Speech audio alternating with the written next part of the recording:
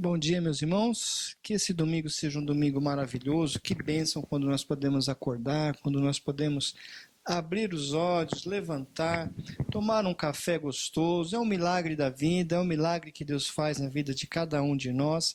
E hoje nós temos a oportunidade de contemplar mais um milagre acontecendo, que é o milagre da vida. Você já agradeceu hoje a Deus pela vida, por ter acordado?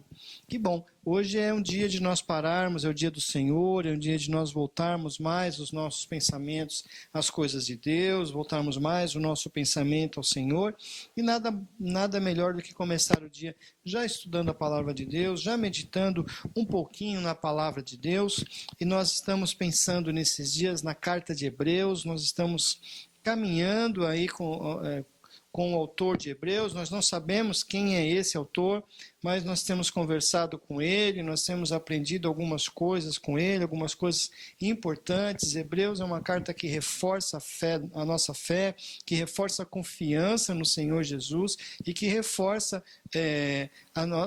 o entendimento da salvação e do sacerdócio de Cristo, né? Mostrando a superioridade de Cristo sobre todas as coisas. Cristo é mais superior do que nós podemos imaginar, do que nós possamos alcançar nos pensamentos. Cristo, ele é supremo, e ele é apontado aqui nessa carta como superior a todo o sistema religioso que possa existir. Então, nos capítulos anteriores, hoje nós vamos conversar sobre o capítulo 9, uma parte do capítulo 10. Hoje nós vamos falar sobre o sacrifício eficaz. Nos capítulos anteriores, o autor aos Hebreus mostrou a superioridade de Cristo sobre todo o sistema religioso dos judeus, mostrou também a superioridade da nova aliança, ou novo concerto, porque Cristo é perfeito. Então, o novo concerto, a nova aliança, é em Cristo, é a partir de Cristo, é com o seu sangue derramado, e ela é superior, esse concerto é superior, porque Cristo é perfeito, é o perfeito Filho de Deus. E ele substituiu então esse antigo pacto, tornando real tudo aquilo que era simbólico, tudo aquilo que era provisório, tudo aquilo que era apenas uma demonstração e apontava para o que viria. E agora, nesse capítulo, no capítulo de hoje, o capítulo 9, o autor explicou especificamente como a nova aliança trouxe consigo um foco superior de adoração e sacrifício. Então, nós temos que agora fazer essa leitura, a leitura do capítulo 9 e parte do capítulo 10 também, que nós vamos ler mais adiante, para que nós possamos compreender o que o autor quis dizer. Esses textos estão sendo mais longos porque os pensamentos eles são mais extensos e eles abrangem geralmente um capítulo e meio. Foi assim que o autor escreveu, então nós temos que seguir a linha que o autor da carta escreveu para termos uma compreensão melhor. Nós vamos fazer a leitura inicialmente dos 10 primeiros versículos, e assim diz a palavra de Deus. Hebreus 9, eu lerei dos versos 1 ao verso 10. Ora, a primeira aliança também tinha preceitos de serviço sagrado e o seu santuário terrestre. Com efeito, foi preparado o tabernáculo, cuja parte anterior, onde estavam o candeeiro e a mesa e a exposição dos pães, se chama o Santo Lugar. Por trás do segundo véu se encontrava o tabernáculo, que se chama Santo dos Santos, ao qual pertencia um altar de ouro para o incensário, e a arca da aliança totalmente coberta de ouro, na qual estava uma urna de ouro contendo o maná, o bordão de Arão que floresceu e as tábuas da aliança. E sobre ela os querubins da glória que com a sua sombra cobriam o propiciatório. Dessas coisas, todavia, não falaremos agora pormenorizadamente. Ora, depois de tudo isso, assim preparado, continuamente entram no primeiro tabernáculo os sacerdotes para realizar os serviços sagrados. Mas no segundo, o sumo sacerdote, ele sozinho, uma vez por ano, não sem sangue, que oferece por si e pelos pecados da ignorância do povo. Querendo com isso dar a entender o Espírito Santo, que ainda o caminho do santo lugar não se manifestou, enquanto o primeiro tabernáculo continua erguido. É isto uma parábola para a época presente. E segundo esta, se oferecem tanto dons como sacrifícios, embora estes, no tocante à consciência, sejam ineficazes para aperfeiçoar aquele que presta culto, os quais não passam de ordenanças da carne, baseadas somente em comidas e bebidas e diversas abluções, impostas até o tempo oportuno de reforma. Vamos até aqui, depois nós continuaremos o texto. Então, nesse capítulo 9, o autor ele vai explicar detalhadamente, especificamente, como a nova aliança trouxe esse foco superior que está na adoração e no sacrifício, um foco superior de adoração e sacrifício. Então, no Antigo Testamento, o culto era feito no tabernáculo. Então, o tabernáculo era uma tenda que era erguida no meio das outras tendas, no meio da nação. Ele havia uma parte extensa para frente, onde era já o tabernáculo, e a tenda simbolizava a presença de Deus.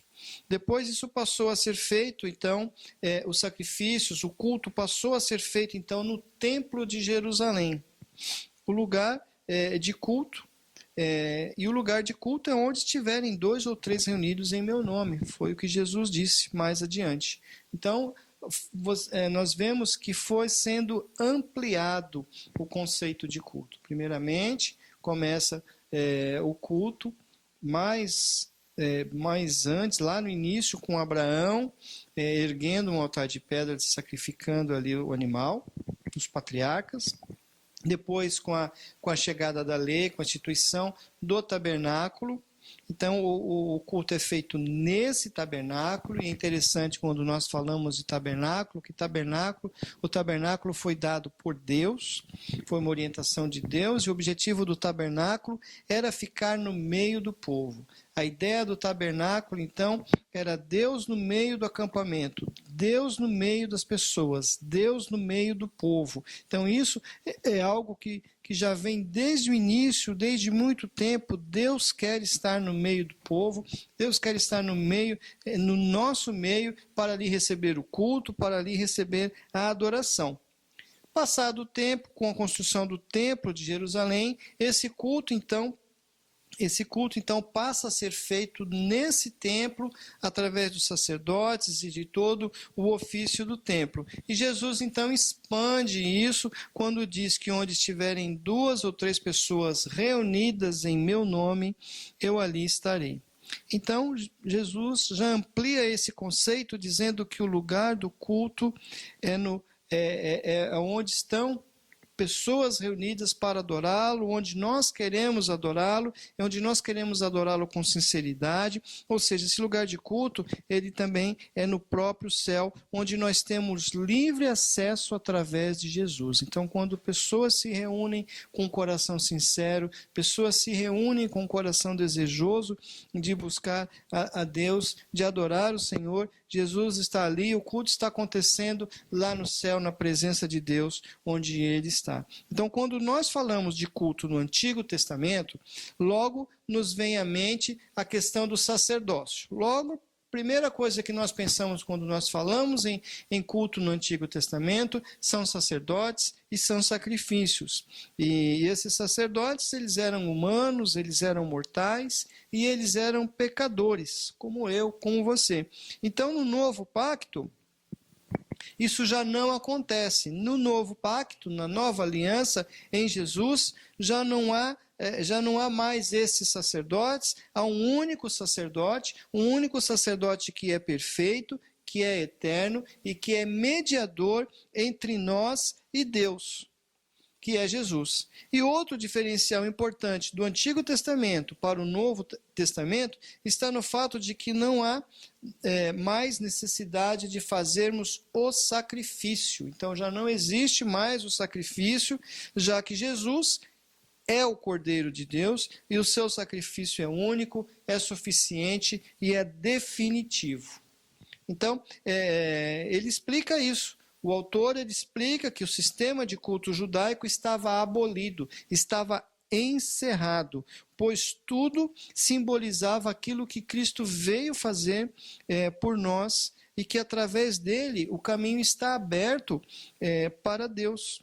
E que o culto, então, não é restrito apenas aos sacerdotes, mas a todos nós. Então, nós podemos fazer esse culto na presença de Deus, esse culto acontece no céu. Toda vez quando nós nos reunimos, nós estamos na presença de Deus, fazendo esse culto na casa de Deus. Olha que interessante, que nós podemos entender isso, que nós podemos aprender isso. E isso, para aqueles sacerdotes, para aquelas pessoas que haviam se convertido do judaísmo e que estavam em dúvida quanto a voltar ao judaísmo, foi uma notícia fantástica saberem que tudo aquilo já estava abolido, que tudo aquilo já estava resolvido, que tudo aquilo era um símbolo dessa obra de Cristo em nosso favor. Então isso foi um motivo que deu para eles muita firmeza, muita segurança, e eles passaram então a compreender que realmente o sistema de culto anterior já havia sido abolido, já havia sido acabado. Então isso ocorreu. O caminho através de Jesus então ficou aberto para que nós pudéssemos estar na presença de Deus. O culto então não é restrito mais aos sacerdotes. O povo ia, confessava ao sacerdote, mas quem entrava na presença de Deus era apenas esse sacerdote. Agora não. Nós temos o acesso a Deus, todos podem se achegar a Deus, todos podem se aproximar de Deus e com coragem, com confiança no mérito de Cristo.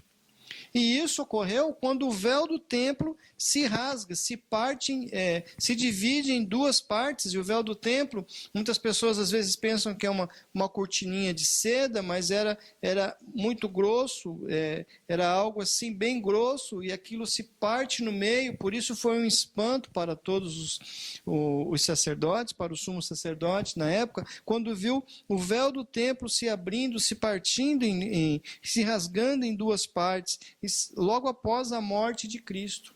Isso significa então que no momento em que Cristo morre, acaba toda a separação, já não existe mais separação, e significa também que nós não dependemos de nada e que nós não dependemos de mais ninguém para nos aproximar de Deus. E aí nós temos um ponto interessante, um ponto a pensar sobre isso, porque muitas pessoas se enganam, muitas pessoas têm se enganado ou deixam se enganar nesse sentido, pensando que a oração do pastor ou que a oração de outra pessoa tem mais poder do que a sua oração. Acham que basta apenas confiar na fé ou na oração do pastor ou de outra pessoa para se aproximar de Deus e para receber as bênçãos. Ouvi recentemente alguém dizer que se você não tem fé, tenha fé na minha fé, porque a minha fé vai atender os dois. E isso é uma grande mentira, isso é uma grande heresia. Nós devemos ter fé, nós devemos ter confiança em Jesus. A nossa fé não deve estar no homem, não deve estar nas pessoas, não deve estar nas coisas, mas apenas em Jesus e no seu mérito na cruz, morrendo em nosso lugar e assumindo esse lugar como sacerdote eterno. Então nós não devemos depender de nada e de mais ninguém para nos aproximar de Deus,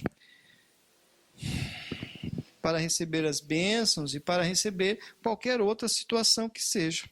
Então vamos voltar ao texto, nós vamos ler dos versículos 11 ao 28, nós vamos calmamente para que nós possamos ter uma compreensão mais íntegra do texto. Então diz assim a palavra: quando, porém, veio Cristo como sumo sacerdote dos bens já realizados, mediante o maior e mais perfeito tabernáculo, não feito por mãos, quer dizer, não desta criação, não por meio do sangue de bodes e de bezerros, mas pelo seu próprio sangue, entrou no Santo dos Santos, uma vez por todas, tendo obtido eterna redenção.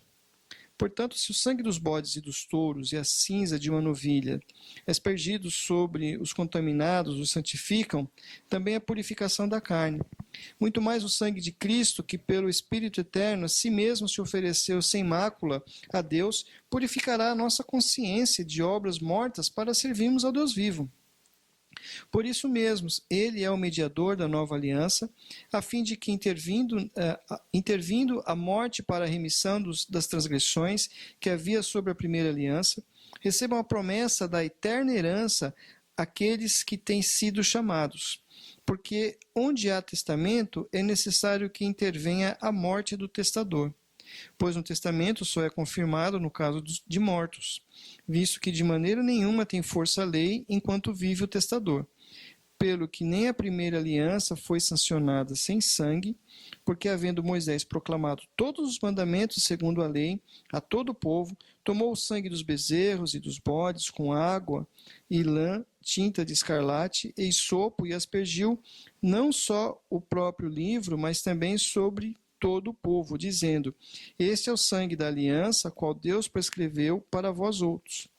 Igualmente também aspergiu com sangue o tabernáculo e todos os utensílios do serviço sagrado. Com efeito, quase todas as coisas, segundo a lei, se purificam com sangue, e sem derramamento de sangue não há remissão.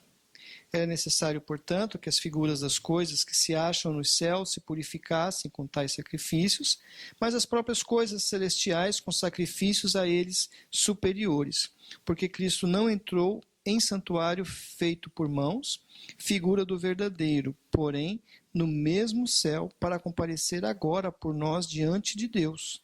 Nem ainda para se oferecer a si mesmo, muitas vezes, como sumo sacerdote, cada ano entra no Santo dos Santos com sangue alheio. Ora, neste caso seria necessário que ele tivesse sofrido muitas vezes desde a fundação do mundo. Agora, porém, ao se cumprirem os tempos, se manifestou uma vez por todas para aniquilar pelo sacrifício a si mesmo o pecado. E assim como aos homens está ordenado morrerem uma só vez, vindo depois disso o juízo, assim também Cristo, tendo se oferecido uma vez para sempre para tirar os pecados de muitos, aparecerá a segunda vez sem pecado aos que o aguardam para a salvação. Até aí. Então nós lemos até o versículo 28, fechamos o capítulo 9. Então ele está dizendo aqui que o antigo pacto, a antiga aliança, o Antigo Testamento, foi substituído porque continha imperfeições, justamente por ser provisório e ministrado por sacerdotes imperfeitos, sujeitos ao pecado e à morte, precisando oferecer sacrifícios por si próprios e sendo incapazes de perdoar qualquer pecado. Então, havia imperfeição, não foi imperfeito porque Deus fez esse pacto de forma imperfeita, mas porque as pessoas que ministravam,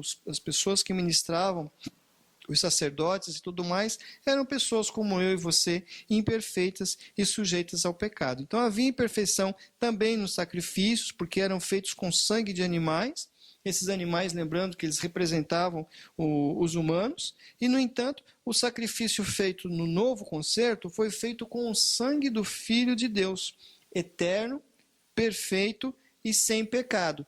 Esse é o sacrifício perfeito. Esse é o perfeito sacrifício de um homem sem pecados, pagando pelos pecadores. Sacrifício perfeito e sacrifício único, com resultado eterno, porque o Filho é eterno. Então o sacrifício de Cristo já havia sido feito na eternidade.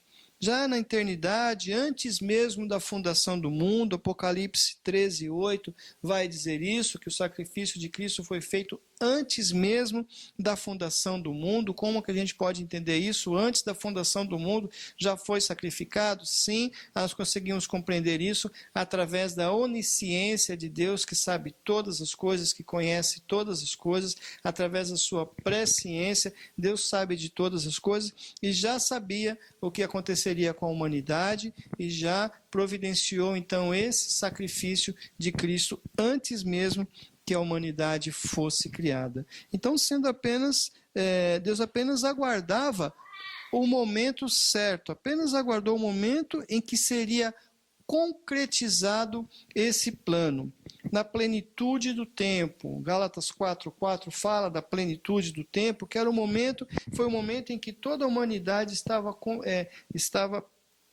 preparada para receber Jesus. Então, tudo convergia para esse momento, as religiões já estavam desgastadas, as pessoas já não criam em mais nada, já tinham já uma ânsia por Deus, já tinham uma ânsia por uma situação diferente, a língua já era uma língua comum, única em todos os lugares, já havia como as pessoas se transportarem, irem de lugares a outro para ouvir a mensagem. Então foi um tempo perfeito, um tempo, a plenitude do tempo que a Bíblia fala. E nesse momento, então a humanidade estava pronta para receber a Jesus, e ele se encarna, a encarnação de Deus que veio para se oferecer como sacrifício por nós. Então é interessante nós pensarmos isso, nós temos isso na nossa mente, que Jesus já veio com esse objetivo. Jesus já sabia lá na eternidade, já antes mesmo da criação, ele já sabia desse dia, ele já sabia do momento da sua crucificação.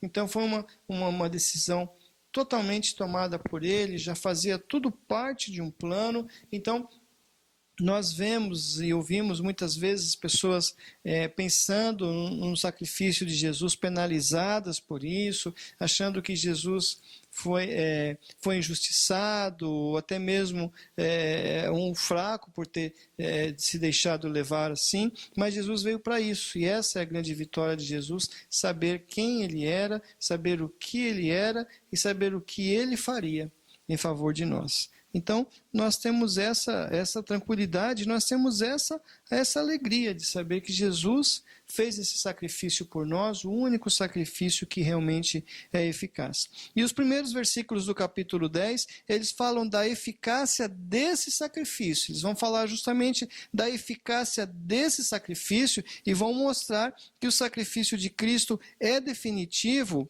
e ele mostra nesses 10 versículos iniciais, ele mostra exatamente isso. Ele mostra que o sacrifício de Cristo é definitivo e a importância desse sacrifício pelos pecados que foi feito pelos pecados do povo de Deus, apresentando aqui pelo menos 5 razões que mostram a importância desse sacrifício. Então, a primeira razão é que enquanto os sacrifícios do Antigo Testamento precisavam ser repetidos e não tinham poder para perdoar os pecados, o sacrifício de Cristo não se repete. E através do Espírito Santo, ele dá a certeza de que aqueles que creem no sacrifício de Jesus estão salvos. Então, aquele que crê em Jesus, ele é salvo, passa a ter o Espírito Santo habitando dentro de si, lembrando e mostrando e dando a certeza e a plena convicção de que, uma vez salvo por Cristo, está salvo para sempre. A segunda eficácia, que evidência da eficácia de Jesus, mostra que o Filho de Deus foi sacrificado para substituir os sacrifícios do judaísmo, se oferecendo por nós. Foi por nós que Jesus morreu. Então, aquela história de que Jesus foi um Marte, ela cai por terra, Jesus veio para isso, ele mesmo diz, eu dou a minha vida para depois retomá-la, né? Então Jesus, ele morreu por nós porque ele quis, ele veio aqui para isso. E o seu sacrifício então é duradouro e é eterno. E após ter sido sacrificado, ele entra vitorioso no céu, assumindo um lugar de honra ao lado do Pai. Então Jesus ressuscita, Jesus é ascendido ao céu, e ele vai subindo e vai penetrando as camadas do céu, e vai passando, e os anjos se alegrando, aplaudindo ali, e ele vai passando e vai subindo até que ele vai na parte inacessível a todos, onde ele vai até a parte onde está o trono de Deus, e ali se assenta diante do Pai. A missão está cumprida. O sacrifício de Cristo purifica o homem por completo, exterior e interior. Quando nós recebemos o seu perdão, quando nós recebemos o perdão de Cristo, nós somos justificados diante de Deus. Ser justificado quer dizer que nós somos declarados justos diante de Deus, não pelos nossos méritos, não por nós, mas nós somos declarados justos através da justiça de Cristo, que não tem pecado. e que passa a habitar entre nós, e nós somos comprometidos, então, e alcançados por essa justiça. E nós recebemos, então, um novo coração e uma nova mente, sendo regenerados e reconciliados com Deus. É importante essa questão da regeneração. Quando nós nascemos de novo, somos transformados. Paulo fala que aquele que está em Cristo é nova criatura, as coisas antigas já passaram, tudo se fez novo. Então, quando nós aceitamos pela fé, cremos em Cristo pela fé, no seu sacrifício em nosso lugar, nós temos uma nova vida, um novo nascimento, um coração novo, e aí então toda a inimizade com Deus, nós somos reconciliados com Deus. Pouco se fala sobre a reconciliação, mas nós somos reconciliados com Deus. Então, a inimizade que havia, a separação que havia, ela termina nesse momento e nós somos religados, reconciliados a Deus através de Cristo.